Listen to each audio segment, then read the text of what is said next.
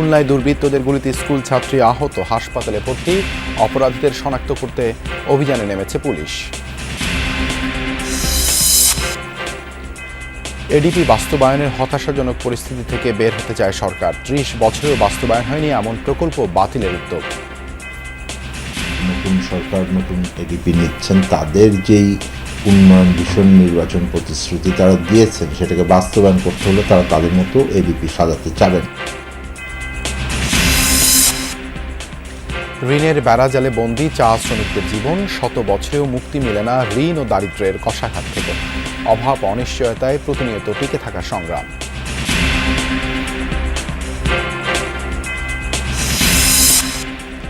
ধামরাইয়ে 4 দশকেও শেষ হয়নি একটি মেডিকেল কলেজ নির্মাণ কাজ। পরিত্যক্ত ভবনে মাদক সেবীদের আড্ডা। সরকার চাইলে কমপ্লেক্স হস্তান্তর করবেন উদ্যোক্তা।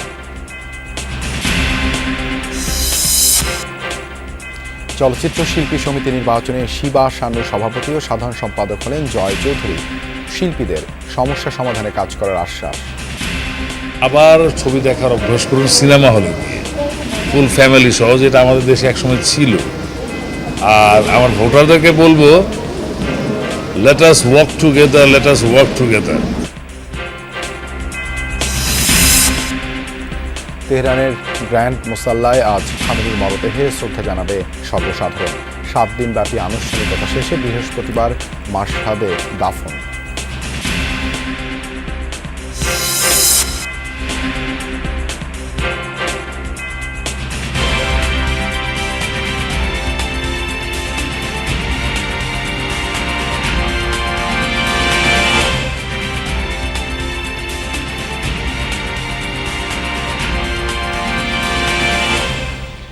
আমন্ত্রণ যমুনা নিউজে আপনাদের সঙ্গে আছি আমি দেবাশিস রঞ্জন সরকার। এতক্ষণ শিরোনাম দেখছিলেন।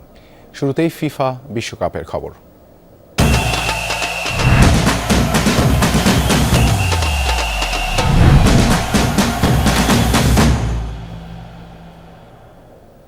শ্বাসরুদ্ধকর ম্যাচে কেপ ভার্দেকে ৩-২ গোলে হারিয়ে কষ্টার্জিত জয়ে শেষ 16 নিশ্চিত করল আর্জেন্টিনা। মেসির কর্নার থেকে শেষ মুহূর্তে রোমেরোর গোলে জয় নিয়ে মাঠ ছাড়ে আলবিসেলেস্তারা। শেষ 16তে ডিফেন্ডিং চ্যাম্পিয়নদের প্রতিপক্ষ মোহাম্মদ সালার মিশর।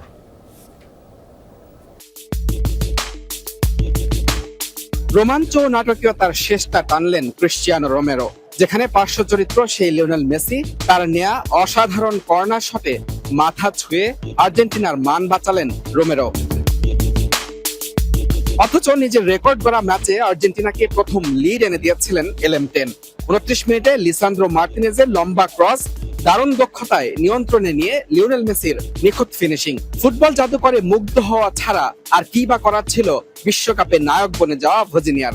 বিশ্বকাপে 20তম গোল এলএম10-এর, এমবাপ্পেকে ছাড়িয়ে আসর সর্বোচ্চ 7ম গোল। স্বস্তির লিডে ম্যাচের পূর্ণ নিয়ন্ত্রণ তখন আলবিসেলেস্তাদের হাতে। তৈরি হয় বেশ কিছু সুযোগ, তবে মেসি মার্টিনেজদের আক্রমণ দেখেনি সফলতার মুখ। 1 গোলের লিড নিয়ে বিরতিতে স্কালোনি শিষ্যরা। 54 মিনিটে আবারও দৃশ্যপটে মেসি, তবে এবার যোগানদাতার ভূমিকায়, কিন্তু হতাশ করলেন নাহুয়েল মোলিনা। তবে ভুল করেননি ডেরাই দুয়ার্তে। পাল্টা আক্রমণে সমতায় ফেরালেন কেপ ভার্দেকে। হার না মানা মানসিকতার পুরস্কার পায় আটলান্টিক পারের দেশটি। আর্জেন্টাইন ডিফেন্সের দুর্বলতা ছিল চোখে পড়ার মতো। গোল হজমের মিনিট 4 মাথায় এগিয়ে যাওয়ার সুযোগ আর্জেন্টিনার, তবে এ যাত্রায় মেসিকে সফল হতে দেননি ভজিনিয়া। ক্যারিয়ারে মনে রাখার মতো এক সেভে বাঁচিয়ে রাখেন কেপ ভার্দের স্বপ্ন। 73 মিনিটেও মেসির প্রতিপক্ষ সেই ভজিনিয়া। ম্যাচের বাকি সময়ে একাধিক পরিবর্তন এনেও গোলের দেখা পায়নি আর্জেন্টিনা। ম্যাচ গড়ায় অতিরিক্ত 30 মিনিটে, যা শুরুতেই লিসান্দ্রো মার্টিনেজের দারুণ ফিনিশিং এ উচ্ছ্বাস আলবিসেলেস্তা শিবিরে। তবে নাটক তখনও বাকি ছিল। আকাশী নীলদের স্তব্ধ করে দিয়ে কেপ ভার্দেকে সমতায় ফেরান সিডনি লোপেজ। শুরুর মতো শেষটাও মেসির হাতেই। তার দারুণ অ্যাসিস্টে দুঃস্বপ্নের এক ম্যাচ শেষ করেছে বিশ্ব চ্যাম্পিয়নরা। নাটক ও রোমাঞ্চ উপহার দিয়ে থেমে গেল কেপ ভার্দের বিশ্বকাপ যাত্রা। তবে হারলেও মাথা উঁচু করেই মাঠ ছেড়েছে আটলান্টিক পারের দেশটি, এবং দিন শেষে স্পষ্ট করে দিয়েছে বিশ্ব চ্যাম্পিয়ন আর্জেন্টিনার দুর্বলতার জায়গাগুলো। রাউন্ড অফ 16-এ পা রাখলেও তাই খুব একটা স্বস্তি নিয়ে যেতে পারছে না বর্তমান বিশ্ব চ্যাম্পিয়নরা। লিওনেল স্ক্যালোনিকে তার দলকে নিয়ে ভাবতে হবে নতুন করে। মুজরাবিন তারেক, যমুনা স্পোর্টস, মায়ামি, যুক্তরাষ্ট্র। লিওনেল মেসি মাঠে নামবেন আর রেকর্ড গড়বেন না, তা কি করে হয়? মেসি প্রথম ফুটবলার যিনি বিশ্বকাপে খেললেন 30টি ম্যাচ। প্রথম ফুটবলার হিসেবে বিশ্বকাপে মেসি স্পর্শ করলেন 20 গোল। বিশ্বকাপে টানা 8 ম্যাচে গোল করা একমাত্র ফুটবলারও মেসি। এমনকি একমাত্র তিনিই বিশ্বকাপের ভিন্ন দুটি আসরে 60টি করে গোল করেছেন। চলতি বিশ্বকাপের সর্বোচ্চ গোলদাতার তালিকায়ও সবার উপরে আর্জেন্টাইন ক্যাপ্টেন। লিওনেল মেসিকে অনেকে এলিয়েন বলে ডাকে। ওরা বলে মেসি প্লে স্টেশনের ফুটবলার। অনেকের কাছে মেসি গড গিফটেড ট্যালেন্ট, স্বয়ং বিধাতা নাকি তাকে নিজ হাতে ঠেলে দেন সাফল্যের ঘরে। কিন্তু সেই ওরাও কি একজন মেসিতে বোধ হয় না? কখনো কখনো প্রতিপক্ষের অসাধারণত্ব মেনে নিতে হয়, কেপ ভার্দেকেও মেনে নিতে হয়েছে। অবশ্য পুরো দুনিয়ায় যেখানে মেনে নিয়েছে মেসির শ্রেষ্ঠত্ব, আফ্রিকান দেশটাকে তো মানতেই হতো। যখন প্রতিপক্ষ আটকে রাখতে চায়, সামান্য জমি পর্যন্ত ছাড়তে চায় না, ইন্ডিভিজুয়াল ব্রিলিয়ান্সই পারে প্রতিরোধের সব দেয়াল ভেঙে গুঁড়ো করে দিতে। দলে যদি লিওনেল ম্যাজিশিয়ান মেসি থাকেন তাহলে তো আর কথাই নাই। কেপ ভার্দের ওই জমাট রক্ষণ যেভাবে ভাঙলেন, কে বলবে মেসি এখন 39-এর বুড়ো? লিসান্দ্রো মার্তিনেজের ওই লং বল যেভাবে রিসিভ করলেন, সেকেন্ড টাচে পরাস্ত ভজিনিয়া। কিন্তু এ আর নতুন কি? মাঠের ওই প্রান্ত দিয়ে ক্যাসিয়াস নয়ারকেও তো মাটিতে আছড়ে ফেলেছিলেন মেসি, ফুটবল মাঠের জাদুকর। মেসি মাঠে নামবেন আর রেকর্ড করবেন না, তা কি করে হয়? বিশ্বকাপে এর আগে কেউই খেলতে পারেনি 6টা আসর, মেসি খেলেছেন। তালিকায় সঙ্গী ক্রিশ্চিয়ানো রোনালদো। সর্বোচ্চ ম্যাচের তালিকায় মেসি এগিয়ে। মেসি প্রথম ফুটবলার যিনি বিশ্বকাপে খেললেন 30টা ম্যাচ। প্রায় 70 বছর বিশ্বকাপের সর্বোচ্চ গোলের রেকর্ড ঘুরছিল 10-এর ঘরে। মেসি প্রথম ফুটবলার যিনি এই রেকর্ডকে নিয়ে গেলেন 20-এ। প্রথম ফুটবলার হিসেবে বিশ্বকাপে মেসি স্পর্শ করেছেন 20 গোল। বিশ্বকাপে টানা 8 ম্যাচে গোল করা একমাত্র ফুটবলারও মেসি। এমনকি 2টা ভিন্ন ভিন্ন বিশ্বকাপে 7টা করে গোল করা একমাত্র ফুটবলারও মেসি। চলতি বিশ্বকাপের সর্বোচ্চ গোলদাতার তালিকায়ও সবার উপরে Argentine captain. Afran Pial, Jamuna sports. Dhaka বিশ্ববিদ্যালয়ের টিএসসিতে বড় পর্দায় আর্জেন্টিনার জয় উপভোগ করেছেন সমর্থক সহ ফুটবল প্রেমীরা। কেপ ভার্দের বিরুদ্ধে প্রিয় দলের খেলা দেখতে মধ্যরাত থেকেই বড় পর্দার সামনে জড়ো হতে থাকেন আর্জেন্টিনার সমর্থকরা। দলটির প্রতিটি আক্রমণ আর গোলের সময় উল্লাসে ফেটে পড়েন তারা। তবে শুধু আর্জেন্টিনা নয়, ম্যাচ উপভোগ করতে সেখানে আসেন ব্রাজিল সহ অন্যান্য দলের সমর্থকরাও। দর্শকরা জানান, দল বেঁধে খেলা দেখার আনন্দ উপভোগ করতেই এখানে ছুটে এসেছিলেন তারা। জয় নিশ্চিত হওয়ার পর বাঁধ ভাঙা উল্লাসে ফেটে পড়েন আর্জেন্টিনার সমর্থকরা।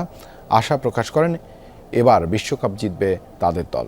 এ সময় দল জয় পেলেও আজকের পারফরমেন্স নিয়ে অনেকেই হতাশা প্রকাশ করেছেন। মেসির দলের কাছে আরও ভালো খেলা প্রত্যাশা ছিল তাদের। অনেক ভালো, ঈদের মতো লাগতেছে। ইনশাল্লাহ আমরা সামনে ম্যাচে 3-0 দিয়ে আবার জিতবো। যখন ওরা ডিফেন্ডিভ খেলেছে তখন আমরা অ্যাটাকে গেছি। আজকে অসম খেলেছে। যে দলে মেসির মতন প্লেয়ার আছে সেই দলের চিন্তার কোনো কারণ নেই। যদি আর্জেন্টিনা টাইব্রেকারে যাইতো তাহলে ক্যাপ ভার্দের সাথে কখনোই পারতো না। অনেক আনন্দ লাগতেছে, মাঝখানে একটু নার্ভাস ছিলাম। অসাধারণ, কিন্তু একটু খেলাটা টাফ ছিল, কিন্তু নিশ্চিত ছিলাম আমরাই জয়ী হব। বিশ্বকাপ ফুটবল উন্মাদনায় মেতেছে গোটা দেশ। দেশের বিভিন্ন স্থানে বড় পর্দায় কেপ ভার্দেকে 3-2 গোলে উড়িয়ে দেয় আর্জেন্টিনা, যা প্রাণ ভরে উপভোগ করেন ফুটবল প্রেমীরা। খেলা চলাকালে কেপ ভার্দের গোলে উল্লাসে মেতে ওঠেন ব্রাজিল সমর্থকরাও। নানা বয়সী মানুষের উপস্থিতিতে তৈরি হয় উৎসবমুখর পরিবেশ।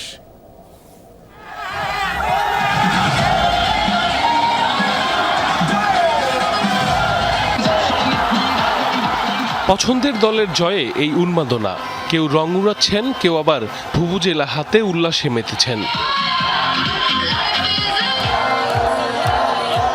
ভোর 4টায় শুরু হয় আর্জেন্টিনা বনাম কেপ ভার্দে খেলা।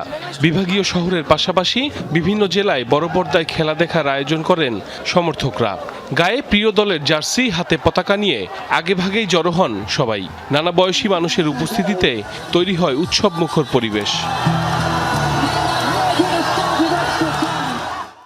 খুব চিন্তায় ছিলাম যে জিতবো কিনা, ফাইনালি জিতছি, খুব খুশি।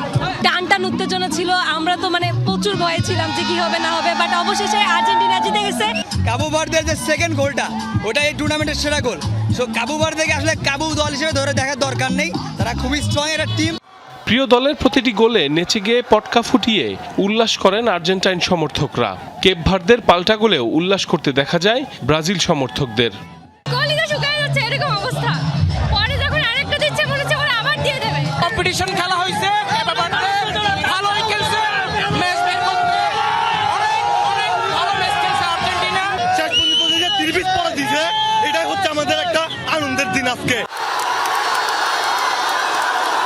এবারও পছন্দের দল আর্জেন্টিনা বিশ্বকাপ জয় করে ঘরে ফিরবে এমন প্রত্যাশা সমর্থকদের।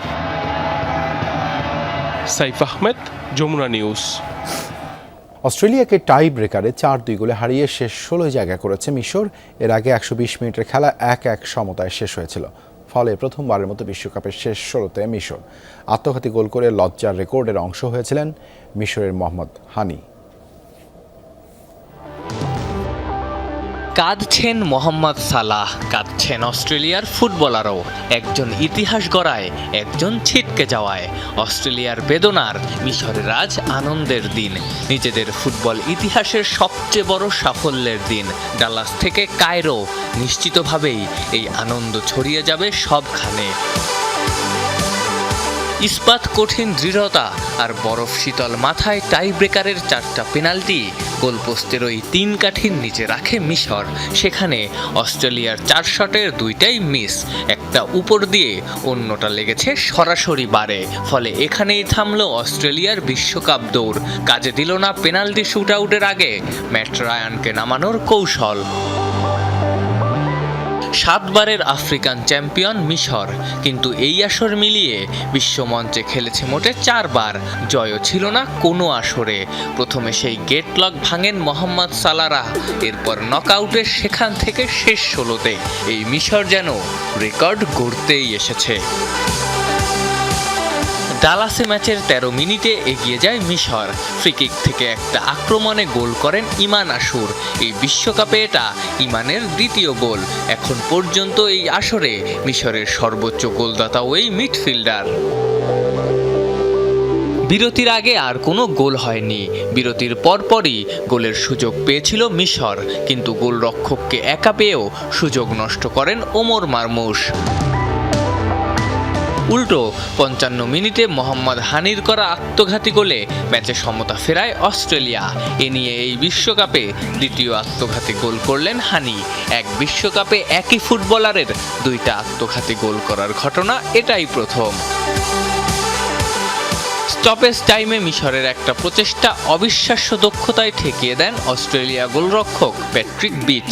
1-1 সমতায় থাকা ম্যাচ অতিরিক্ত 30 মিনিট পেরিয়ে গড়ায় টাই ব্রেকারে। গোলরক্ষকও বদলায় অস্ট্রেলিয়া, কিন্তু শেষমেশ তাতেও শেষ রক্ষা হয় না। আফনান পিয়াল, যমুনা স্পোর্টস। দীর্ঘ সময় 30% কম বাস্তবায়ন হওয়া প্রকল্প বাতিলের উদ্যোগ নিয়েছে সরকার। একই ক্ষেত্রে ব্যয় ও মেয়াদ বাড়লে সেই কারণ খতিয়ে দেখা হবে। শাস্তির আওতায় আসবেন দোষীরা। সবশেষ একনেক বৈঠকে নেওয়া সিদ্ধান্তের প্রেক্ষিতে সব মন্ত্রণালয় ও বিভাগে চিঠি দিয়েছে পরিকল্পনা কমিশন। বলছে এডিপি বাস্তবায়নের হতাশাজনক পরিস্থিতি থেকে বের হতেই এই উদ্যোগ। গত 1.5 দশকে প্রকল্প বলতে মূলত অবকাঠামো বুঝেছে বাংলাদেশ। এর মধ্যে বরাদ্দ পাওয়া নিয়মিত প্রকল্পের দাপট বেশি। এর বাইরে এডিপি বইয়ের সবুজ পাতায় থাকে বরাদ্দহীন প্রকল্প। দেশি বা বিদেশি উৎস থেকে অর্থ মিললে মূলত এসব বাস্তবায়ন হয়। আবার অনেক প্রকল্প নামকাওয়াস্তে বরাদ্দ নিয়ে তালিকায় ঝুলে থাকে বছরের পর বছর। তবে এডিপি বাস্তবায়নের ধারণা বদলাতে চায় পরিকল্পনা কমিশন। সেজন্য দীর্ঘদিন ধরে ঝুলে থাকা প্রকল্প যাচাই বাছাই হচ্ছে। যেসবের বাস্তবায়ন 30 ভাগের কম তা বাতিল করতে বলা হয়েছে। এর বাইরে অতিরিক্ত ব্যয় ও অনিয়ম তদন্ত করে ব্যবস্থা, ড্যাশবোর্ড ভিত্তিক মনিটরিং ও যোগ্য প্রকল্প পরিচালক নিয়োগের নির্দেশ দেওয়া হয়েছে বিভিন্ন মন্ত্রণালয় ও বিভাগকে। ইতিমধ্যে মাননীয় প্রধানমন্ত্রী এক থেকে 3-4টা প্রজেক্টের উপর একটা তদন্তের নির্দেশ দিয়েছেন, যেগুলো নো কস্ট এক্সটেনশন হচ্ছে গত 4-5 বছর যাবত। একটা প্রজেক্ট কস্ট হবে না অথচ 4-5 বছর যাবত এক্সটেনশন হবে, এটা তো হতে পারে না। নিশ্চয়ই এখানে কোনো গাফলা আছে। তো এই জাতীয় জিনিসগুলোর উপরে জোর দেওয়া হচ্ছে। আমরা এই ফ্রেমওয়ার্কের মধ্যে 5 ইয়ার স্ট্র্যাটেজিক ফ্রেমওয়ার্কের মধ্যে একটা প্রোগ্রামেটিক অ্যাপ্রোচের কথা বলছি। সেখানে প্রোগ্রামিং ডিভিশন, আইএমইডি এবং প্ল্যানিং কমিশনকে আরও শক্তিশালী করা এবং তাদের ভূমিকাকে আরও জোরদার করার কথা বলা হচ্ছে। চলতি অর্থবছরে এডিপির আকার প্রায় 3 লাখ কোটি টাকা। এতে নির্দিষ্ট বরাদ্দ সহ প্রকল্পের সংখ্যা প্রায় 1300। এর বাইরে 1 লাখ কোটি টাকার ব্লক বরাদ্দের আওতায় রাখা হয়েছে আরও প্রায় 1200 প্রকল্প। এর মধ্যে বিদেশি অর্থায়নের সম্ভাব্যতা যাচাই হবে 179টির। যারা বাস্তবায়ন করতে পারবেন না, অর্থ মন্ত্রণালয় চিন্তা করবে যে অর্থ সংস্থান করে লাভ নেই, এরা করতে পারবে না। সুতরাং পারফরমেন্স একটা ইম্পর্টেন্ট বিষয়। গুরুত্ব প্রাধিকারের জায়গাগুলো হয়তো আছে, এখানে হয়তো রশি টানাটানিও হবে মন্ত্রণালয়ের ভিতর থেকে। কিন্তু আমাদের জন্য এইটাও তো মানতে হবে, পলিটিক্যাল রিয়ালিটিটা আছে যে নতুন সরকার নতুন এডিপি নিচ্ছেন, তাদের যেই উন্নয়ন ভীষণ নির্বাচন প্রতিশ্রুতি তারা দিয়েছেন সেটাকে বাস্তবায়ন করতে হলে তারা তাদের মতো এডিপি সাজাতে চাবেন। 2026-27 অর্থ বছরের এডিপিতে থাকা 976টি বিনিয়োগ প্রকল্পের গড় বয়স 5.7 বছর। এর মধ্যে 47টি প্রকল্পের বয়স 10 বছরের বেশি। তৌহিদ হোসেন, যমুনা নিউজ, ঢাকা। বাংলাদেশের চা শিল্পের ইতিহাস 100 বছরেরও বেশি। এই শিল্পের ভিত্তি যাদের ঘামে গড়ে উঠেছে, সেই চা শ্রমিকদের জীবনেও যেন শতাব্দী ধরে খুব বেশি কিছু বদলায়নি। ঋণ, দারিদ্র্য, কর্মসংস্থানের সংকট আর অনিশ্চয়তার মধ্যে টিকে থাকার এক নীরব সংগ্রামের নাম চা শ্রমিকের জীবন। সহকর্মী আব্দুর রহিমের ক্যামেরায় আরও জানাচ্ছেন শওকত মঞ্জুর শান্ত। এটাই খোকন ও লক্ষ্মী চাষার ঘর। চা বাগানের কলোনিতে জায়গা হয়নি, তাই ঋণ করে বানিয়েছেন ছোট্ট একটি টিনের ঘর। গ্রীষ্মের অসহ্য গরম, বর্ষার চুয়ে পড়া পানি, তবু এটুকুই তাদের নিজের বলে দাবি করার মতো আশ্রয়। দৈনিক মজুরির আয়ে 5 সদস্যের সংসার চালানো অসম্ভব হয়ে পড়ায় নিজের চাকরিটাই স্ত্রীকে ছেড়ে দিয়েছেন স্বামী। নিজে শিখেছেন রাজমিস্ত্রির কাজ, কিন্তু কাজ থাকে না নিয়মিত, ফলে বাড়তি আয়ও অনিশ্চিত। 24 কেজি পাতি তুলে তো 186 টাকা, আর উপরে তুললে এটা এক্সট্রা পয়সা। সপ্তাহে মনে করবো 1500 পায়। এমন সাহেব কয় আমরা তোরা 10টা টিন দিব, 8টা টিন দিব। এই সাহেব কইতাছে ওই সাহেবের কাছে যায়, ওই সাহেবের কাছে গেলে এই সাহেবের কাছে। আর এই ঘর বানাইছি আমি ঋণ তুলিয়া। ওই আলু ভর্তা বানায়, কোনোদিন ডাল ভাত বানায়। আমার মেইন সমস্যা হলো ঘরের দরকার, মেডিকেলের দরকার, 2 নম্বর হইলো আমার জায়গা জমিনের দরকার। ঘরের জন্য নেয়া ঋণ এখনও শোধ হয়নি। এরই মধ্যে অন্তঃসত্ত্বা মেয়ের সন্তান জন্মের খরচ জোগাতে আবারও নিতে হবে নতুন ঋণ। ওই যে মেয়ে একটা প্রেগনেন্ট, এই মেয়ে আছে আমার ঘরে। এখন এই ঘরের কেমনে জন্ম দিব আমার মেয়েরে, এটা তো ভাবতে লাগবো। মেয়ের জন্য সিজার 30,000 টাকা রাখবো, সমিতি থেকে আবার তুলবো, আর কি করবো। আমি নিজেই থাকা ঠিক না, তো পড়ালেখা বাচ্চা কাচার এই সংসারটা কেমনে চালাবো, আমার ঘরেই ঠিক নেই। কষ্ট করতে করতে করতে করতে আমার কষ্ট জীবন গেল গিয়া। কত আইলো, ভেলি আইলো, চেয়ারম্যান আইলো, সব আইলো, কেউ দেখলো না। এই গল্প শুধু একটি পরিবারের নয়, শ্রমিক লাইনের প্রায় প্রতিটি ঘরেই রয়েছে একই দীর্ঘশ্বাস। শতাব্দীর পর শতাব্দী ধরে ঋণ, অর্থকষ্ট আর কর্মহীনতার এক অদৃশ্য বেড়াজালে আটকে আছে হাজারো শ্রমিক পরিবার। 900 1000 যদি পাই আমরা হইব, বাচ্চা কাচার পড়ালেখা আমরা হয় না, কষ্ট করি। এমন এলার কাপড় কাল লইয়া খাইতে আসি, উপাস থাকি যায়, বাচ্চা কাচা লইয়া ঘুমাই যায়, কি করবো, কার ঘরে যাই মাং পারলাম। এই লেখার আমার কষ্ট দুঃখ। তারা চেষ্টা করেন, সন্তানদের স্কুলে পাঠান, স্বপ্ন দেখেন দারিদ্র্য থেকে বেরিয়ে আসার, কিন্তু দারিদ্র্যই যেন সবচেয়ে বড় বাধা হয়ে দাঁড়ায় সেই স্বপ্নের পথে। অর্থাভাবে অনেকের পড়াশোনা থেমে যায় মাঝপথেই। বাগানে থাকতে হলে আমাদের বাগানে কোম্পানি কাজ করতে হবে, আর আমাদের যে ফিউচার যারা যে আগে প্রজন্ম যারা থাকবে, যে ওনাদের ফিউচারটা দেখি বাধা, একটু পরে পরে মানে স্টেপ বাই স্টেপ বাধা। আমরা তো এখন নিজস্ব করে নেই জায়গা জমি, আমরা তো আপত্তি করেছি জলমিন নিজে করার জন্য, দেখি কি হয়, বলে তো করে দিব না। শুধু অর্থ কষ্ট নয়, নিত্যদিনের কষ্টের তালিকায় রয়েছে নিরাপদ পানির সংকটও। ভারতবর্ষের বিভিন্ন অঞ্চল থেকে একসময় আনা হয়েছিল এই শ্রমিকদের পূর্বপুরুষদের। ভিন্ন ভিন্ন ভাষা, সংস্কৃতি আর ঐতিহ্য নিয়ে শুরু হয়েছিল তাদের যাত্রা। একসঙ্গে বসবাস করতে করতে শত বছরে গড়ে উঠেছে এক নতুন মিশ্র সংস্কৃতি, নতুন ভাষা, নতুন আচার, নতুন পরিচয়। হারমোনি ফেস্টিভ্যালে বিভিন্ন নৃগোষ্ঠী নিজেদের আলাদা সংস্কৃতি তুলে ধরলেও শ্রমিক লাইনে ফিরে সবাই মিলেমিশে ভাগ করে নেন একই বাস্তবতা, অভাব, অনিশ্চয়তা আর টিকে থাকার সংগ্রাম। শওকত মঞ্জুর শান্ত, যমুনা নিউজ, শ্রীমঙ্গল, মৌলভীবাজার। চট্টগ্রামের প্রকাশ্য দিবালোকে যুবককে হত্যার নেপথ্যে আছে মাদক বাণিজ্য ও সন্ত্রাসী কার্যক্রম নিয়ে বিরোধ। পুলিশ এবং স্থানীয়রাও তেমনটাই বলছেন। তবে পরিবারের দাবি, গোপন তথ্য জেনে যাওয়ায় ডেকে নিয়ে এই হত্যা। কিলিং মিশনে সরাসরি যুক্ত ছিল দুজন। এই ঘটনায় চাঞ্চল্য সৃষ্টি হয়েছে এলাকায়। Muradpur forest gate summer hill সোসাইটির নির্জন এই এলাকায় দুর্বৃত্তের গুলিতে খুন হন অ্যালুমিনিয়াম মিস্ত্রি আজাদ। গত বুধবার প্রকাশ্য দিবালোকে এ হত্যাকাণ্ডকে ঘিরে এলাকায় চাঞ্চল্য সৃষ্টি হয়েছে। স্থানীয়দের অভিযোগ, এলাকাটি মাদক কারবারি ও সেবনকারীদের অভয়ারণ্যে পরিণত হয়েছে। বিশেষ করে রাতে তাদের আনাগোনা ও অপরাধমূলক কর্মকাণ্ড বেড়ে যায়। তাদের ধারণা, মাদক ব্যবসার নিয়ন্ত্রণ ও আধিপত্য বিস্তারকে কেন্দ্র করেই এই হত্যাকাণ্ড। ওরা মাদকসক্ত এবং কি খারাপ উদ্দেশ্য আছে, ভালো উদ্দেশ্য আছে, ওদের জানা আমরা দেখতেছি না। কিন্তু আসে, এখানেও আসে বাইক নিয়ে, এখানে অনেক বাইক আনাগানায় দেখা যায়। এখানে রেখে ওদিকে রেখে এখানেও উঠা যাওয়া করে। ডাকিনিয়া ওখানে একটা নিরূপ জায়গা আছে, ওখানে নিয়ে গেছে। ব্যবসাটাও ওখানে, মানে ওখানে আগে দিয়েছিল, ওখান থেকে ওরা ব্যবসা করে এগুলি আবার বাইরে সাপ্লাই দেয়। বাইরে আসে যেখানে স্টেশন পর্যন্ত গাঁজা বাবা সবই গেছে, কিন্তু মেন ঘাটি হলো ওখানে। যেখানে মারি ফেলছে ওখানে মানুষ আছে, খারাপ কাজের তো কি আসলে এরকম মাদকের কারণে না? পুলিশের দাবি, ঘটনার সময় আজাদ, ইসহাক ও হৃদয় একসঙ্গে ইয়াবা সেবন করছিলেন।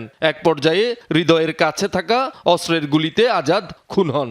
ঘটনায় জড়িত থাকার অভিযোগে কয়েকজনকে গ্রেপ্তার করেছে পুলিশ। এরা মাদক সেবী এবং এরা নিশ্চিতভাবেই কোনো সন্ত্রাসী গ্রুপের সদস্য। শুধু মাদক সেবন করলে তো একটা আগ্নেয়াস্ত্র বহন করা বা সঙ্গে রাখা, এটা তো যৌক্তিক না। আজাদ পরিবার নিয়ে থাকতেন পশ্চিম ১৬ শহরে হামজারবাগে। তার ২ ভাই, ১ বোন ও মা বাবা আছে। পুলিশের অভিযোগ অস্বীকার করেন তারা। তাদের দাবি, আজাদ কোনো ধরনের মাদক সেবন বা ব্যবসার সঙ্গে জড়িত ছিল না। থানায় মামলাও নেই। মাজার ব্যবসা করে না, কিন্তু কয়েকটা পোলাভাইনের সাথে আমি রাত গড়ি দেখিলি, অবুতে এই পোলাভাইন বালা নইতে তোরা জোর করে হলো হাবাই দিব, হাবাই দি তুমি আবুল বা আবুল করিবা, তুই এলো একটু নেড়াই ডাকি ডাকি লই আরে বাবা। মাদর ব্যবসা করে, দুধি কিছু করে, এলো আমার ছেলের নামে মামলা হইতো না, হ্যাঁ পূর্ব মামলা হইতো না, তো এটা তো আমার ফুলাইগুলো করে না, মামলা মাদর ব্যবসা করে না, ও খাই না, অন্য কিছু করে না। স্বজনদের অভিযোগ, অস্ত্রবাবু ও কাকল নামে ২ ব্যক্তির সঙ্গে আজাদের পরিচয় ছিল। তাদের বিরুদ্ধে ছিনতাই, চাঁদাবাজি, মাদক ও অস্ত্র ব্যবসা সহ বিভিন্ন অপরাধে জড়িত থাকার অভিযোগ আছে। পরিবারের দাবি, এসব অপকর্মের তথ্য প্রকাশ হয়ে যাওয়ার আশঙ্কা থেকেই আজাদকে হত্যা করা হয়েছে। ওর পেশার কি হতে পারে সেজন্য আমাকে কি করছে, প্রত্যেকে সরাই দিছে। আমাদের ওইরকম একটা সন্দেহ আসতেছে, হয়তো বাবু কাকল ওইরকম কিছু একটা ক্রাইমে জড়িত আছে, যেটা আমার ভাই ওদেরকে বলছে এগুলো করলে ক্ষতি হবে, বাট এগুলো থেকে ভাই সরে যাও, নাহলে আমার ভাই ওইগুলো বাঁধা দিছে। কাকল যদি কিছু না করে থাকে, কাকল যদি বিনা দোষী হয়ে থাকে, তাহলে কাকল কেন পালাইলো আমার ভাই মার্ডার হওয়ার পর? কাকল যদি বিনা দোষী হইতো, ও যদি কিছু না জানতো, তাহলে ও অবশ্যই থাকতো।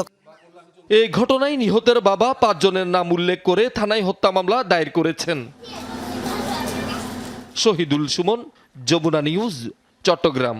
খুলনা মহানগরে ইতি নামের ১০ম শ্রেণীর এক ছাত্রীকে গুলি করেছে দুর্বৃত্তরা। শুক্রবার রাত ৯টার দিকে সদর থানার পশ্চিম রূপসা বেড়িবাঁধ এলাকায় এই ঘটনা ঘটে। স্থানীয়রা জানায়, মোটরসাইকেলে করে আসা হেলমেট পরা ২ যুবক ইতিকে লক্ষ্য করে গুলি চালায়। এ সময় গুলিটি তার বাম পায়ে বিদ্ধ হয়ে অপর পাশ দিয়ে বেরিয়ে যায়। ঘটনার পর স্থানীয়রা তাকে উদ্ধার করে খুলনা মেডিকেল কলেজ হাসপাতালে পাঠায়। পুলিশ জানায়, ঘটনাটি রহস্যজনক। তদন্তের পর বিস্তারিত জানা যাবে।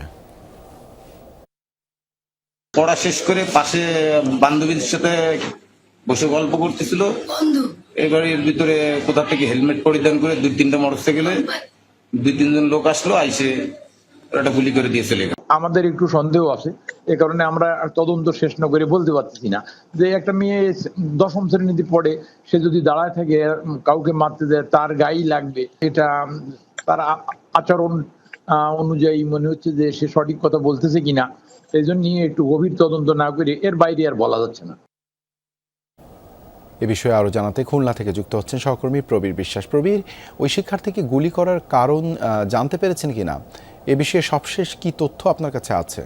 যদি বলি দেবাশিস, গুলির ঘটনায় যে মেয়েটির পায়ে গুলিবিদ্ধ হয়েছে গতকাল রাতে, সে এখন খুলনা মেডিকেল কলেজ হাসপাতালে চিকিৎসাধীন রয়েছে। গুলি যেটা লেগেছে সেটা মানে শঙ্কামুক্ত, পায়ে গুলি লেগে পায়ের আরেক পাশ দিয়ে বেরিয়ে গেছে, সে কারণে তার জীবন শঙ্কায় রয়েছে এমনটি নয়। তবে কেন এই গুলির ঘটনা কিংবা কারা এই ঘটনার সঙ্গে জড়িত সেটি পুলিশের কাছে স্পষ্ট নয়। পুলিশের ঊর্ধ্বতন কর্মকর্তাদের সঙ্গে আমাদের কথা হয়েছে, দুটো জিনিসকে সামনে নিয়ে তারা এগোচ্ছে। প্রথমত হচ্ছে ইতি নামের যে মেয়েটির পায়ে গুলি লেগেছে তার বড় ভাই আশিক খুলনা মেট্রোপলিটন পুলিশের যে সন্ত্রাসী তালিকাটি রয়েছে সেই তালিকাভুক্ত আসামি তিনি, এবং বিভিন্ন মামলার আসামি।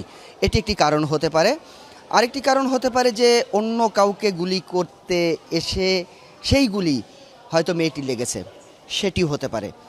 প্রধানত এই দুটি জিনিসকে মাথায় রেখে খুলনা মেট্রোপলিটন পুলিশ মাঠে নেমেছে এবং গতকাল তারা বিভিন্ন জায়গায় অভিযান চালিয়েছে। আমাদেরকে বলেছে যে আমরা হয়তো আজ দুপুর নাগাদ এই ঘটনার রহস্য উদ্ঘাটন করতে পারে। তবে সন্ধ্যার পরের একটি ঘটনা, এলাকার মধ্যে ঢুকে একটি মেয়েকে গুলি করা, যে মেয়েটি তার বাড়ি থেকে সামনে এসেই তার বান্ধবীদের সঙ্গে কথা বলছিল, এমন একটা সময় হেলমেট পরিহিত যুবকরা মোটরসাইকেলে এসে তাকে গুলি করে, এই ঘটনায় খুলনা শহরে আবারও নতুন করে চাঞ্চল্য সৃষ্টি হয়েছে। যে মানুষ যদি রাস্তা দিয়ে হাঁটতে ফিরতে ঘুরতে ঘর থেকে বেরোতে এমন গুলির শিকার হয়। আপনি জানেন যে দীর্ঘদিন ধরে খুলনাতে একের পর এক খুন গুলির ঘটনা ঘটছে এবং পট পরিবর্তনের পরে শতাধিক গুলির ঘটনা ঘটেছে এবং তার অনেকগুলোতেই মৃত্যুবরণ করেছে, নিহত হয়েছে। তো সে কারণে নতুন করে আবার এই বিষয়টি যে রাস্তায় বেরোলেই গুলি করলো, তাহলে কারা গুলি করলো, কেন গুলি করলো, সেই বিষয়টি এখনও পুলিশ উদ্ঘাটন করতে পারেনি। দেবাশিস, আগেই বলেছি আপনাকে, আজ হয়তো দুপুর নাগাদ পুলিশের পক্ষ থেকে এই ঘটনার বিশেষ কিছু আমাদেরকে দেওয়া হতে পারে বলে আমাদেরকে জানানো হয়েছে। দেবাশিস, ধন্যবাদ প্রবীর যুক্ত হবার জন্য। পেরিয়ে গেছে 4 দশক, এখনও সম্পন্ন হয়নি ধামরাইয়ের একটি হাসপাতালের নির্মাণ। বাজেট নেহাত কম নয়, 300 কোটি টাকা খরচ হয়েছে দৃশ্যমান কাজটুকুর জন্য। পরিত্যক্ত অবস্থায় থাকায় সেই ভবনে এখন সাপ খোপের আশ্রয়, সাথে মাদকসেবীদের আড্ডাখানা। হাসপাতালটি চালু করার দাবি জানিয়েছেন এলাকাবাসী। সহকর্মী মাহফুজুর রহমান নিপুকের সাথে পরিত্যক্ত হাসপাতাল কমপ্লেক্সটি ঘুরে এসেছেন আরেক সহকর্মী তাজনুর ইসলাম। নাহিদ হোসেনের তোলা ছবিতে গল্পের বাকিটা জানাচ্ছেন তিনি।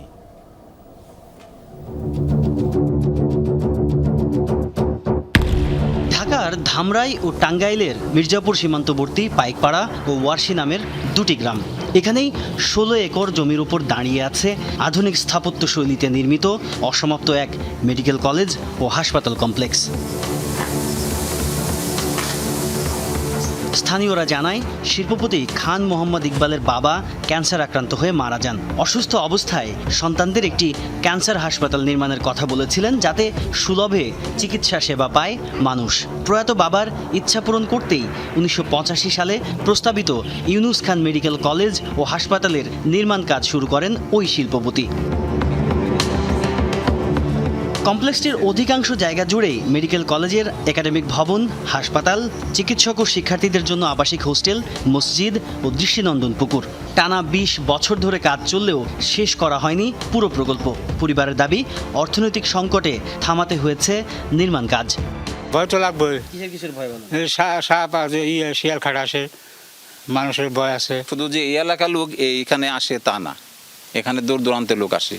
এখানে আপনার দেখা গেছে সাভার, ধামরাই, ওদিকে মির্জাপুর, টাঙ্গাইল, সিরাজগঞ্জ, বিভিন্ন দূর দূরান্ত লোক এখানে সমবেত হয়। 2017 সালে প্রধান উদ্যোক্তা শিল্পপতি খান মোহাম্মদ ইকবালের মৃত্যুর পর প্রকল্পটি মুখ থুবড়ে পড়ে। এরপর থেকেই পরিত্যক্ত এই কমপ্লেক্সে লতাপাতা আর ঝোপঝাড়ের শাসন, বিষাক্ত সাপ, পোকামাকড় আর শিয়ালের আশ্রয়ে পরিণত হয়েছে এক সময়ের স্বপ্নের হাসপাতাল কমপ্লেক্সটি। এই চাই যে একটা দ্রুত একটা চালু করুক, হ্যাঁ, ব্যবস্থা করার জন্য মালিক পক্ষ করুক বা সরকারিভাবে যেটাই হোক। হাসপাতালে না হয় আমরা এসব মানে আমাদের রোগীদের দূর দূরান্তে যেতে হয়, তাদের একটু হয়রানি হয়। এলাকায় যদি হাসপাতালে থাকতো এলাকার মানুষের অসুবিধা হতো। সরকারি ব্যাপারে যদি কিছু দেখতো, সাহায্য সহযোগিতা করতো, তাহলে এটা অন্য চালু হইতো। ভবনের ভেতরে ঢুকতেই দেখা মিলল মৃদু বিষধর সুতানুলি সাপের। চারপাশে শুনশান নীরবতা, এক কথায় ভুতুড়ে পরিবেশ। পুরোটা পরিত্যক্ত হলেও পায়ে হাঁটা পথগুলো দেখলে মনে হয় চলাচল আছে মানুষের। সবগুলো প্রবেশ পথ বন্ধ থাকলেও দেয়াল টপকে ভেতরে প্রবেশ করে মাদকসেবীরা। এই কক্ষটিকে ইয়াবা সেবনের একেবারে হটস্পট বললেও খুব একটা ভুল হবে না। আমি শুধুমাত্র সামনের এই নির্দিষ্ট একটুখানি জায়গা দেখাতে চাই। এখানে কত শত ইয়াবা সেবন করা হয়েছে তার কোনো রকমের কোনো ইয়ত্তা নেই। প্রচুর অ্যালুমিনিয়াম ফয়েল, বোতলের যেই ছিপি, সেই সমস্ত কিছু একেবারে পড়ে রয়েছে এখানে। তার মানে গ্রামবাসীর যেই অভিযোগ যে ভেতরে মাদক সেবন চলে, তার একটা জলজান্ত উদাহরণ এই পরিত্যক্ত এই কক্ষটি। রাত 11-12 থেকে শুরু করে মানে 24 ঘন্টা এইখানে এখন গেলেও এখন মনে হয় 50 জন লোক পাবেন। এমন কোনো খারাপ কাজ নাই এখানে হয় না। জায়গাটা ব্যাপক একটা মাদকের একটা হয়ে গেছে, স্পট হয়ে গেছে, এমন একটা জোন হয়ে গেছে যে আমাদের গ্রামের সবার জন্য এটা অনেক ক্ষতিকর। ম্যানেজার জানালেন সরকার দায়িত্ব নিলে পুরো কমপ্লেক্স হস্তান্তরে ইকবাল পরিবারের সম্মতি রয়েছে। মেডিকেল কলেজ বা হসপিটাল, ক্যান্সার হসপিটাল রূপে যদি প্রতিষ্ঠিত করার জন্য আগে আসে, তাহলে পরে ওনারা স্বেচ্ছায় সেটা গ্রহণ করবে। আমাদের এখানে ওই রকম ভাবে হসপিটাল নেই, তো এটা আসলে যদি সরকার একটু দেখতো তাহলে কিন্তু আমাদের জন্য উপকার হতো। হাসপাতালটি চালু হলে ধামরাই সহ আশপাশের এলাকার মানুষ সুফল পাবে, বিশ্বাস স্থানীয়দের। এক কথায় জায়গাটি ভয়ঙ্কর সুন্দর, তবে সবাই যে খারাপ উদ্দেশ্যে এই জায়গাটিতে আসছেন ব্যাপারটি তেমন নয়। সামাজিক মাধ্যমে আলোচনা হবার পর অনেকেই এই পরিত্যক্ত জায়গাটি দেখতে আসছেন। এখন যেটি করতে হবে, প্রশাসনের নজরদারি বাড়াতে হবে, এই পুরো এলাকার নিরাপত্তার দিকে নজর দিতে হবে। তাজনুর ইসলাম, যমুনা নিউজ, ধামরাই, ঢাকা। বরিশাল সিটি কর্পোরেশনের একটি ওয়ার্ডে জন্ম নিবন্ধনে ওটিপি জালিয়াতির অভিযোগ উঠেছে। 13 বছর আগে দায়িত্ব থেকে অব্যাহতি দেওয়া হলেও দীর্ঘ সময় জন্ম নিবন্ধনের ওটিপি ছিল সিটি কর্পোরেশনের এক অবসরপ্রাপ্ত কর্মকর্তার নিয়ন্ত্রণে। এই সময়কালে 14 নম্বর ওয়ার্ড থেকে দেশের বিভিন্ন জেলার মানুষের জন্ম নিবন্ধন করা হয়। যদিও ওই কর্মকর্তার দাবি সব দোষ তৎকালীন ওয়ার্ড সচিব নজরুল ইসলামের। 24 আগস্টের পর বরিশাল সিটি কর্পোরেশনের কাউন্সিলরদের অপসারণ করা হয়। সে বছরই অক্টোবরে নগর ভবনের কর্মকর্তাদের মাঝে 30টি ওয়ার্ডের দায়িত্ব ভাগ করে দেয়া হয়। 14 নম্বর ওয়ার্ডের দায়িত্ব পান উপসহকারী প্রকৌশলী শফিকুল আলম। তিনিই পান জন্ম নিবন্ধনের আইডি খোলার ভার। কিন্তু সেই বছরের ডিসেম্বরেই দায়িত্বপ্রাপ্তদের অব্যাহতি দিয়ে নতুন আদেশ জারি করে তৎকালীন সরকার। এবার দায়িত্ব পান জনস্বাস্থ্য প্রকৌশল অধিদপ্তরের তত্ত্বাবধায়ক প্রকৌশলী শহীদুল ইসলাম। তবে তার নামে খোলা হয়নি নতুন আইডি। আগে দায়িত্বে থাকা শফিকুল আলমের মোবাইলে যেত ওটিপি। তার কাছ থেকে কোড নিয়ে জন্ম নিবন্ধন করে দিতেন ওয়ার্ড সচিব নজরুল ইসলাম, আর প্রিন্ট কপিতে স্বাক্ষর নিতেন দায়িত্বপ্রাপ্ত শহীদুল ইসলামের। সম্প্রতি অনিয়মটি ধরা পড়ে 14 নম্বর ওয়ার্ডের বর্তমান সচিবের চোখে। আমি যখন ওটিপি পাঠাইছি তখন আমি স্যারের কাছে গেছি। স্যারের কাছে আমি স্যারের নামে নিবন্ধন চাইছি, স্যার আপনার নামে আইডি আছে? তো আমার নামে আইডি আছে কিনা জানি না, নজরুল সাহেব জানি কীভাবে কী করছে, আমি ভালো জানি না। এরপরে ডিসিপি দেওয়ার পর আমি নিবন্ধকের কাজ করছি স্যারের আইডি হওয়ার পরে। এই যে আমাদের শহীদুল স্যার। কর্মকর্তারা বলছেন, নিয়ম অনুযায়ী দায়িত্বপ্রাপ্তদের নাম ও প্রয়োজনীয় কাগজপত্র সহ জেলা প্রশাসনের স্থানীয় সরকার বিভাগে চিঠি দেয় সিটি কর্পোরেশন। সেই মোতাবেক নিবন্ধকের আইডি তৈরি করে স্থানীয় সরকার বিভাগ। 29টি ওয়ার্ডের নতুন দায়িত্বপ্রাপ্তদের প্রয়োজনীয় কাগজপত্র সরবরাহ করলেও 14 নম্বর ওয়ার্ডের দায়িত্বপ্রাপ্ত কর্মকর্তা শহীদুল ইসলামের কাগজপত্র পাঠায়নি বরিশাল সিটি কর্পোরেশনের সংশ্লিষ্টরা। 1.5 বছর পর সিটি কর্পোরেশন কর্পোরেশনের আবেদনের প্রেক্ষিতে 23 মে তার নামে নতুন আইডি খোলা হয়। যাচাই করে তুমি ঠিক মতো দিলে আমি হার্ড কপিতে সই দেই, এছাড়া আমি স্বাক্ষর দেবো না। আমি অনেক লোকজন ফিরিয়ে দিচ্ছে যে সচিবের স্বাক্ষর ছাড়া আমি স্বাক্ষর দেবো না, যেহেতু আমরা সময় পাচ্ছি না, আমরা যেহেতু যাচাই করার সময় পাচ্ছি না, সেই ক্ষেত্রে আমি ও যেটা যাচাই করে পাঠাই দিয়েছে সেটার উপর আমি স্বাক্ষর করছি। আমাদের কাছে বাকি সবগুলো ওয়ার্ডের যারা দায়িত্বপ্রাপ্ত ছিলেন সবার কাগজপত্র আসলে উনার কাগজটা সিটি কর্পোরেশন থেকে আমাদের কাছে পাঠানো হয়নি। তো পরবর্তীতে আমাদের কাছে যখন কাগজটা এসেছে সাথে সাথে আমরা তার আইডিটা ক্রিয়েট করে দিয়েছি। গেল এপ্রিলে 30 নম্বর ওয়ার্ডে বদলি হন নজরুল ইসলাম, আর সিটি কর্পোরেশনের চাকরি থেকে শফিকুল আলম অবসরে যান 2025 সালের জানুয়ারিতে। অথচ মে মাসে ধরা পড়ার আগ পর্যন্ত 14 নম্বর ওয়ার্ডের জন্ম নিবন্ধনের ওটিপি যেত তার ব্যক্তিগত মোবাইলে। 1.5 বছরে হাজারেরও বেশি জন্ম নিবন্ধন হয়েছে ওই ওয়ার্ড থেকে। এর মধ্যে খুলনা, মাদারীপুর, সিরাজগঞ্জ, নারায়ণগঞ্জ, রাজবাড়ী সহ দেশের বিভিন্ন জেলার মানুষ রয়েছে। 2025 সালের মার্চ মাসেই জন্ম নিবন্ধন হয়েছে 5 শতাধিক। আপনি কর্মকর্তা আপনার কাছে পাসওয়ার্ডটা যাইতো আপনি দিতেন, আরেকজনের কাছে সেটাও দিয়েছে, মানে ওই হিসেবে না, কিন্তু আইনগতভাবে বলা যায় যে হ্যাঁ এটা ভুল। নজরুল যখন আমাকে বলতো স্যার একটা ওটিপি আছে জন্ম নিবন্ধনের জন্য, তখন আমি তাকে ওটিপি দিলাম। এখন এটা ছিল সচিব সাহেবের দায়িত্ব, সে তার দায়িত্বপ্রাপ্ত কর্মকর্তার ওটিপি নিবে, কিন্তু সে আমাকে কেন এই জিনিসটা বারবার আমাকে বলতে সেটা তো আমার আর জানা ছিল না। বরিশাল সিটি কর্পোরেশনের প্রধান নির্বাহী বলছেন, অনিয়ম দুর্নীতির সাথে সম্পৃক্ত ব্যক্তিদের বিরুদ্ধে প্রয়োজনীয় ব্যবস্থা নেওয়া হবে। যদি ঘটনা সত্য হয় আমরা আইনগতভাবে যে ব্যবস্থা নেওয়ার এটা আমরা সম্পূর্ণ নিতে পারবো এবং তদন্তের মাধ্যমে এটা আমরা উদ্ঘাটন করে ফেলবো। যদি এরকম কিছু করে থাকে, ঘটনা যদি সত্যতা পাওয়া যায়, বিধিগত এবং আইনগত যেভাবেই হোক, যেভাবে আগানো যায় আমরা সেভাবে আগাবো, আমরা ছাড় দেবো না। বিষয়টি গুরুত্বের সাথে তদন্ত হওয়া উচিত বলে মনে করেন অপরাধ বিশেষজ্ঞরা। কাউসার হোসেন, যমুনা নিউজ, বরিশাল। অন্ধকার জীবনের অবসান ঘটিয়ে এসেছিল বিদ্যুৎ। আলোকিত হয় ভোলার দৌলত খান উপজেলার বিচ্ছিন্ন মদনপুর ও কাঁচিয়া ইউনিয়নের মাঝের চর। কিন্তু 7 মাসের ব্যবধানে মেঘনার তলদেশে ছিঁড়ে যায় সাবমেরিন কেবল। সেই ঘটনার পর 4 বছর পেরুলেও কাটেনি দুর্ভোগ। এখনও অনিশ্চয়তায় জনপদ। সরকারি প্রকল্প ছাড়া মেরামত করা অসম্ভব জানালেন সংশ্লিষ্টরা। মেঘনার বুকে জেগে ওঠা ছোট্ট জনপদ মদনপুর। বছর 4 আগে বিদ্যুতের আলো পৌঁছায় এই ইউনিয়নের জীবনযাত্রায়, তবে স্বল্প সময়ে থমকে যায় গতি। 2021 সালের 5 ডিসেম্বর মেঘনার তলদেশে প্রায় 4.5 কিলোমিটার সাবমেরিন কেবলের মাধ্যমে বিদ্যুৎ সংযোগ পান জেলার মদনপুর ইউনিয়ন এবং কাটিয়ার মাঝের চরবাসী। রাতারাতি বদলে যায় জীবনধারা। কিন্তু 7 মাসের ব্যবধানে 2022 সালের 23 জুন কেবলটি ছিঁড়ে গেলে ফের অন্ধকারে ডুবে যায় জনপদ। কেটে গেছে প্রায় 4 বছর, তবে আসেনি কোনো সমাধান। কারেন্ট আসছিল 6 মাস চলছিল, আমরা ফ্রিজ টিরিজ আনছি, ফ্যান আনছি, ফ্রিজ আনছি, আর ঘরে ওয়ালিং টোয়ালিং করছি, আমাকে 1 লাখ টাকা খরচা গেছে। তারপরে কারেন্ট 6 মাস চললে কারেন্ট আর নাই। এত কষ্ট করে দেনা বেনা করে আমরা মিটার লাগাইছি, 1 মাসও চালাইতে পারি না, আমাকে কারেন্ট গেছে গা।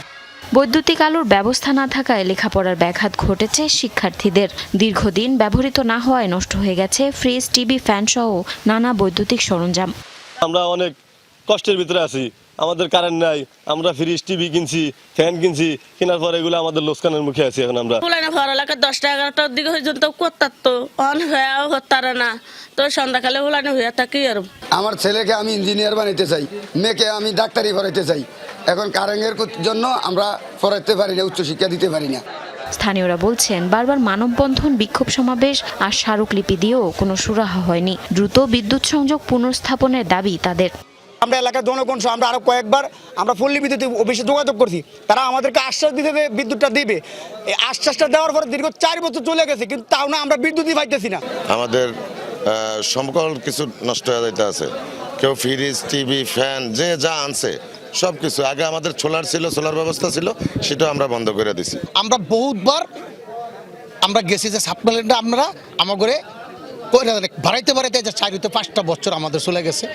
পল্লী বিদ্যুৎ সমিতির জেনারেল ম্যানেজার জানান, কেবল ছাড়া বিদ্যুৎ সংযোগের বিকল্প নেই। ছিঁড়ে যাওয়া সাবমেরিন কেবল মেরামতেও বিপুল অর্থ প্রয়োজন, যার জন্য দরকার সরকারি প্রকল্প। মানে ওইটা সাস্টেন করতেছে না, যে এখান থেকে যে বিদ্যুৎটা যাবে মানে যেটা মেঘনা নদীর ভিতর দিয়ে যে সাবমেরিন কেবল সেটা টিকতেছে না। আপাতত কেউ বিকল্প নিয়ে তো বিকল্প তো আপাতত মনে হয় নাই, আর এই সাবমেরিন কেবল ছাড়া আপাতত কোনো বিকল্প নেই। এটা তো অর্থের ব্যাপার, প্রকল্পের বিষয়, এটা তো আমাদের পর্যায় থেকে যোগাযোগ করলে ওইভাবে কোনো লাভ নেই। প্রায় 15 কোটি 82 লাখ টাকা ব্যয় নির্মিত এই প্রকল্পের সুবিধাভোগী প্রায় 800 গ্রাহক। জারিন অর্নি, যমুনা নিউজ। বাংলাদেশ চলচ্চিত্র শিল্পী সমিতির 2026-28 মেয়াদের দ্বিবার্ষিক নির্বাচনে সভাপতি পদে বিজয়ী হয়েছেন অভিনেতা শিবা শানু এবং সাধারণ সম্পাদক পদে নির্বাচিত হয়েছেন অভিনেতা জয় চৌধুরী। 3 জুলাই দিনভর ভোট গ্রহণ শেষে শনিবার ভোর 4:45টায় আনুষ্ঠানিকভাবে ফলাফল ঘোষণা করে নির্বাচন কমিশন। বাংলাদেশ চলচ্চিত্র উন্নয়ন কর্পোরেশন প্রাঙ্গণে অনুষ্ঠিত এই নির্বাচনে মোট 573 জন ভোটারের মধ্যে ভোটাধিকার প্রয়োগ করেন 480 জন। ভোট গণনা শেষে 17টি ব্যালট বাতিল ঘোষণা করা হয় বলে জানায় নির্বাচন কমিশন। ঘোষিত ফলাফলে সভাপতি পদে শিবা শানু পেয়েছেন 243 ভোট। তার প্রতিদ্বন্দ্বী ফাইট ডিরেক্টর ও অভিনেতা আরমান পেয়েছেন 173 ভোট। অন্যদিকে সাধারণ সম্পাদক পদে 237 ভোট পেয়ে জয়ী হয়েছেন জয় চৌধুরী। তার প্রতিদ্বন্দ্বী রোমানা ইসলাম মুক্তি পেয়েছেন 179 ভোট। আগামী 2 বছরের জন্য বাংলাদেশ চলচ্চিত্র শিল্পী সমিতির নতুন নেতৃত্ব পেলেন সভাপতি শিবা শানু ও সাধারণ সম্পাদক জয় চৌধুরী। শিল্পীদের জন্য কাজ করার আশ্বাস দেন নবনির্বাচিতরা। আমি 600 মেম্বারকে নিয়ে কাজ করতে চাই। একটা ওয়েবসাইট খুলবো বাংলা চলচ্চিত্র শিল্পী সমিতির, আমাদের ইউটিউব চ্যানেল থাকবে, দেন ওইখানে আমরা সমস্ত রেগুলার আপডেটগুলো দিতে থাকবো, যাতে করে কোনো শিল্পী কোনো নিউজ পাওয়া থেকে বঞ্চিত না থাকে। If there is anyone in problem, তারা যাতে ওইটা ওখানে আমাদেরকে জানাতে পারে। সমিতিকে সামনের দিকে এগিয়ে নিতে, শিল্পীদের কাজের জায়গাটা বড় করার জন্য এবং তাদের রিজিকের জায়গাটা যাতে আরও বেশি প্রশস্ত করতে পারি, এই জায়গাটা আমি হাত দেবো, আমার প্ল্যানিং আছে এটা। শুক্রবার সকাল থেকে শান্তিপূর্ণ পরিবেশে অনুষ্ঠিত হয় ভোট গ্রহণ। বসে নবীন প্রবীণ তারকার মেলা। শিল্পীদেরকে নিয়ে যাতে ভাবে নিঃস্বার্থভাবে এবং শিল্পীদের স্বার্থ দেখে, এতে প্রত্যাশা করি। নির্বাচনের সময় আমরা চেষ্টা করি একত্র হওয়ার, তো সবাইকে পাই অনেক বছর পরে, ভালো লাগে, সবাইকে দেখি। তারা ডেফিনেটলি আমাদের শিল্পী সত্তাকে টিকিয়ে রাখার জন্য, সমৃদ্ধ করার জন্য চিকিৎসা ব্যবস্থা এবং সকল ধরনের শৈল্পিক কল্যাণ এদিকে ফোকাস করবে আর কি। ভোট শেষে সন্ধ্যায় ব্যালট বাক্স সিলগালা করে গণনা শুরু করে নির্বাচন কমিশন। দীর্ঘ সময় ধরে ভোট গণনা শেষে শনিবার ভোরে ঘোষণা করা হয় ফলাফল। নবনির্বাচিতদের কাছে শিল্পীদের অধিকার রক্ষা, কল্যাণমূলক কার্যক্রম জোরদার এবং দেশের চলচ্চিত্র শিল্পীর উন্নয়নে কার্যকর ভূমিকা রাখার প্রত্যাশা সংশ্লিষ্টদের। আহমেদ তাওকির, যমুনা নিউজ, ঢাকা। ইরানের রাজধানী তেহরানে গ্র্যান্ড মোসাল্লা মসজিদে রাখা হয়েছে সর্বোচ্চ ধর্মীয় নেতা আয়াতুল্লাহ আলী খামেনির মরদেহ। শনিবার সর্বসাধারণের শ্রদ্ধার জন্য উন্মুক্ত করা হবে মসজিদ প্রাঙ্গণ। ধারণা করা হচ্ছে 1 কোটিরও বেশি মানুষ জড়ো হবে তেহরানে। এছাড়া আয়াতুল্লাহ খামেনিকে শেষ শ্রদ্ধা জানাতে তেহরানে অবস্থান করবেন অন্তত 100 দেশের প্রতিনিধি। 5 শহরে মোট 2 কোটি মানুষ তার শেষ বিদায়ের আনুষ্ঠানিকতায় অংশ নেবে বলে ধারণা করা হচ্ছে। এর আগে বৃহস্পতিবার রাজধানী ইমাম খোমেনি হুসেইনিয়াতে উন্মোচন করা হয় খামেনির কফিন। প্রথমবার প্রকাশ্যে আসে সর্বোচ্চ ধর্মীয় নেতা, তার পুত্রবধূ, 14 মাসের নাতনি, কন্যা ও জামাতার মরদেহ, যারা যুক্তরাষ্ট্র ও ইসরায়েলের যৌথ হামলায় শাহাদত বরণ করেছেন। শুক্রবার বিভিন্ন দেশের প্রতিনিধি ও ইরানের ঊর্ধ্বতন কর্মকর্তারা শ্রদ্ধা জানান খামেনিকে। তেহরান, কোম এবং ইরাকের কারবালা ও নাজাফে জানাজা শেষে আগামী 9 জুলাই জন্মস্থান মাশহাদে দাফন করা হবে প্রয়াত এই নেতাকে। আর এই ছিল যমুনা নিউজে এতক্ষণ সাথে থাকার জন্য ধন্যবাদ সবাইকে।